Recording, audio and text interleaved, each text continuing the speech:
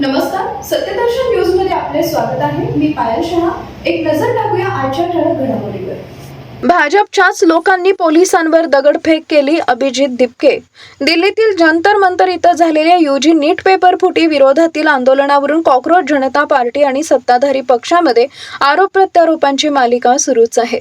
आंदोलनादरम्यान दिल्ली पोलिसांवर दगडफेक झाल्याचा आरोप भाजपच्या नेत्यांकडून करण्यात आला होता। त्यानंतर जखमी पोलिसांच्या कुटुंबियांनी पत्रकार परिषद घेत आंदोलनातील काही आंदोलकांवर गंभीर आरोप केले। या आरोपांना उत्तर देताना सीजेपीचे संस्थापक अभिजित दिपके यांनी सर्व आरोप फेटाळून लावले। छत्रपती संभाजीनगर इथं माध्यमांशी बोलताना त्यांनी आंदोलन पूर्णपणे शांततापूर्ण असल्याचा दावा केला। आंदोलनादरम्यान विद्यार्थ्यांनी कोणतीही दगडफेक केली नसून जंतर मंतर परिसरात घुसलेले भाजपशी संबंधित गुंडच हिंसाचाराला जबाबदार असल्याचा आरोप त्यांनी केलाय।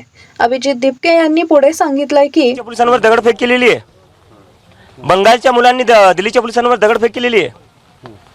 त्यांचं नाव घेऊन भाजपच्या गुंड्यांनी जे केलेलं आहे त्याचं कारणीभूत बनून जे तुम्ही स्टुडंट्सला तंग करतायत, त्यांच्या घरी चालले हॅरॅस करतायत, ते काय पेलेट गन चालवले आहे यांनी स्टुडंट्सवर। पेलेट गन चालवल्या बिहारमध्ये AK-47 चालवली आहे स्टुडंट्सवर।